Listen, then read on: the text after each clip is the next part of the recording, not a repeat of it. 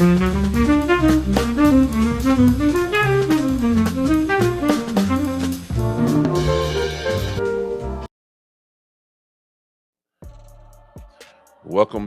back. This anytime reactions, you know what I'm saying? All throughout the day, things happen. I gotta keep y'all updated, you feel me? So this another reaction. Trump, he putting restrictions on the immigration laws after the DC shootings.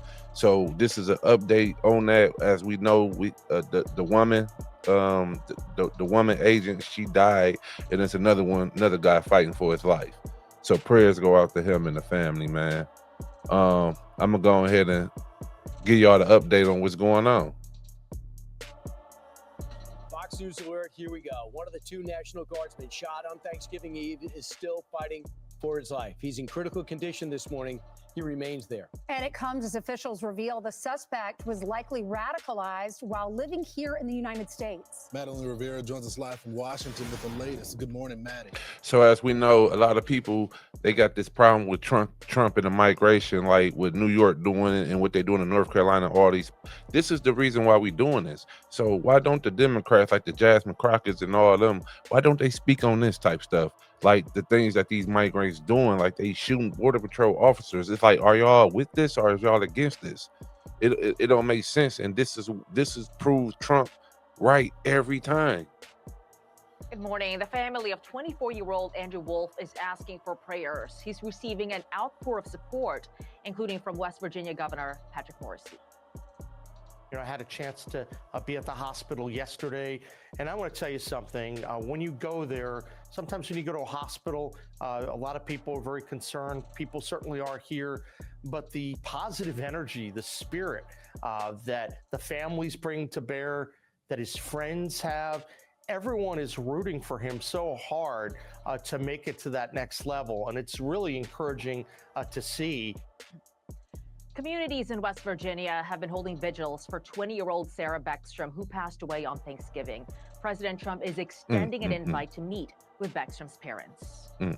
I said, when you're ready, because it's a tough thing, come to the White House. We're going to honor Sarah. And likewise with Andrew, recover or not, we're going to honor her. Investigators have been going through the background of the suspect, 29-year-old Ramanullah Lakhanwal, an Afghan national who once worked with the CIA. DHS Secretary Kristi Noem revealing a big update as investigators look into what motivated Lakhanwal to allegedly drive from Washington state to the nation's capital to carry out this attack. How do an Afghan guy make it to the CIA in America?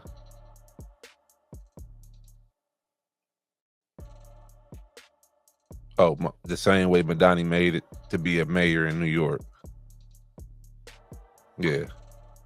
We believe he was radicalized since he's been here in this country. We do believe it was through connections in his home community and state, and we're going to continue to talk to those who interacted with him. Anyone who has information on this needs to know that we will be coming after you, and we will bring you to justice. Another Afghan national is facing state terror charges Texas after DHS says he plotted to make a bomb with the intention of targeting the Fort Worth area. He was arrested on Tuesday, the day before the DC shooting. Wow. All right, thank you so much, Maddie. They all over. Was asked about this. That's what I'm saying. They all over. Dearborn, Texas, DC. You know they in New York. Come on, man. They all over. Like, people have to get out their feelings on how they feel about Trump and understand the policy and what's going on. You got to remove your emotions. Everybody don't like everybody. I don't like everybody 100%. It's no man in this world that y'all don't like 100%. So you got to not focus on the things that you don't like, which is mainly his rhetoric or how he talk. But look at what he's doing. I thought actions speak louder than words.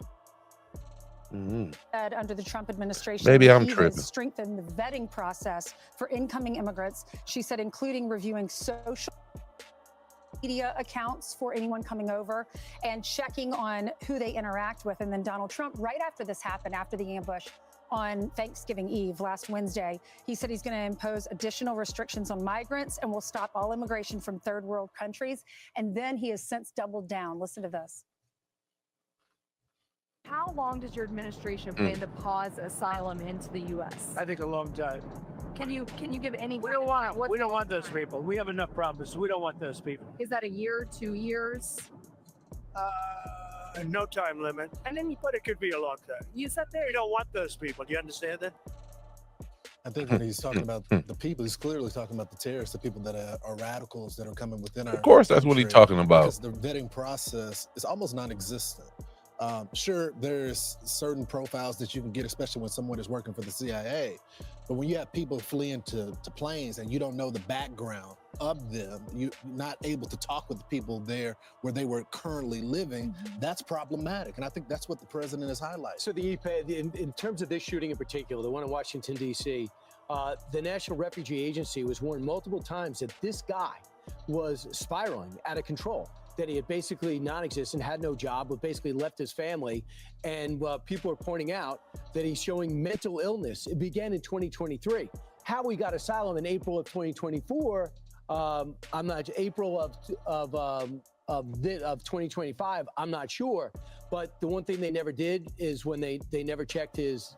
A lot of people didn't have any fingerprints or any type of criminal record when they were over in Doha.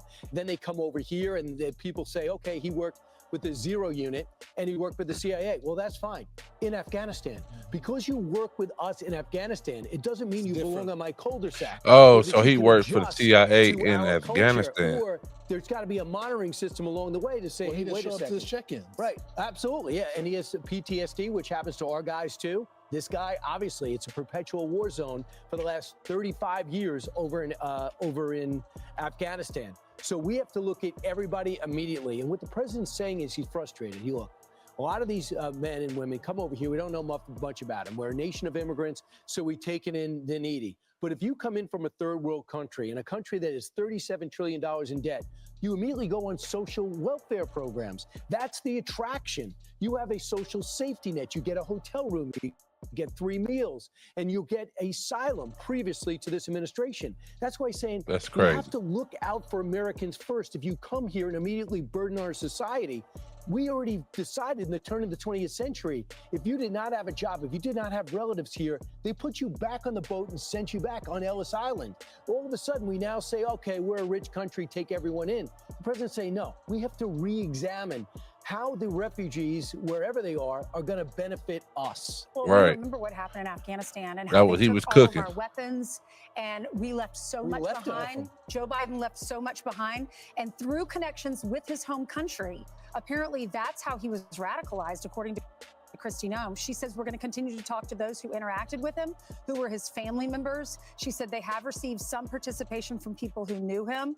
And she says that this vetting process, it all stems back to Joe Biden's administration, but Dems are trying to downplay it. Listen. Oh, Lord. Should have known. This is a desperate attempt of the Trump administration to blame everybody else in the world and not accept any accountability. In this case, there's no evidence that there was something that escaped the vetting. They're going to blame Joe Biden on everything. I mean, it is almost getting comical. Well, who do you blame? Don't say that all Afghans in the United States, those who served with our military and who lost their lives and their health and their families in many ways by doing so, don't say that they're all bad. Yeah, but I think they're missing the point. And just Right. because you serve with our military, People doesn't need to mean that you retire, couldn't have man. Radical ties. There's a lot of things that we do in a time of war. We work with people that aren't the best people for a common purpose at times. But if you talk with some people that are veterans that left Afghanistan, a lot of the people from Afghanistan came back that work with us that are upset with the United States. They feel like they should be getting more. And many people are pointing to that as a potential motive to why this guy was radicalized, that he felt like the U.S. should have been able to give him a free ticket, free meal, housing, and all of that. And I'm sorry, we just don't have that. We don't have enough for our people, our homeless veterans that are living on the streets right now. It's got to be a priority. Right. It's got to be America first. But I would say, too, a lot of people that we know had fixers over in Afghanistan. 100%. And they worked really hard when everything collapsed to get them out. Operation Pineapple was that. So you need somebody to be that sponsor of that person and tell me what they did, and that'll be part of the screening process. But just to say, You watch what happened in Afghanistan, Senator Kelly. You know the president's not making it up or blaming Biden out of this thin blue sky. He's doing it because we watched what happened, the biggest disaster in American military history that makes Saigon look like a well-organized exit. And now we have to bring everybody back here, and we're dealing with the aftermath because we saw what happened, almost happened in Texas. 100%. We also have Tom Cotton, who's coming up on our show. He is the Senate Intel Committee Chair and the Senate Armed Services Committee. He serves on that committee. He knows a lot about this. He actually served in Afghanistan. He'll have more details There'll for be us. a lot of news there. So that's crazy, man. That's crazy. So y'all see it first. Trump said nobody else coming over here from a third world country. We got enough problems going on here. We don't need them people here. I totally agree. I totally agree. We got to deal with home first. Let me know what y'all think in the comments, man. Like the channel, keep me in the algorithm so I can keep growing with y'all. You feel me?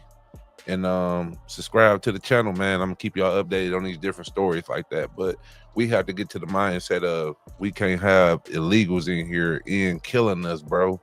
Like, what is going on? We got to fix America first. We can't fix nobody else until we focus on ourselves. It's the same thing with life. We got to fix ourselves before we go out in the community, you know. And a lot of us is going out in the community with ourselves not being fixed. And then you got this, you feel me? So let me know what y'all think, man. I'm out changing narratives.